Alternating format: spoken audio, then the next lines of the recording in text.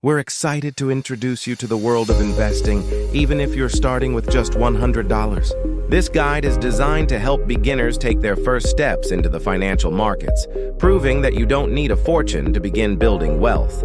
Whether you're a student, a young professional, or simply someone looking to make their money work harder, this information is for you. Let's walk through how you can start investing with a small amount.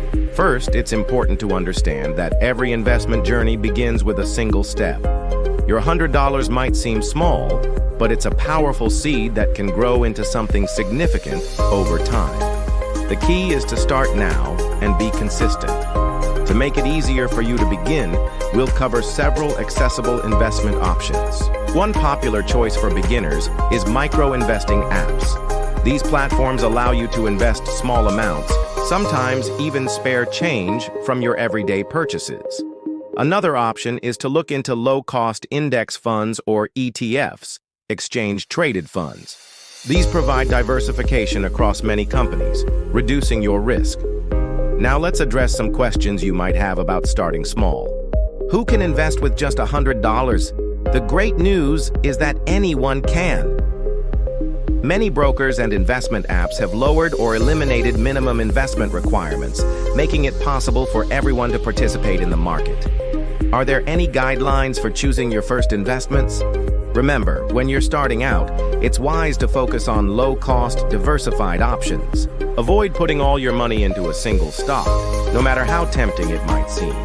And always make sure you understand what you're investing in. What if $100 doesn't seem like enough to make a difference? Do not worry. The power of compound interest means that even small amounts can grow significantly over time. The most important thing is to start and to keep adding to your investments regularly, even if it's just a little bit each month. For those concerned about risk, consider starting with a high-yield savings account.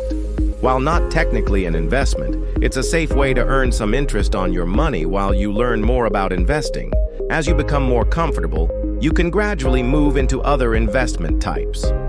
Thanks for taking this important step towards financial growth.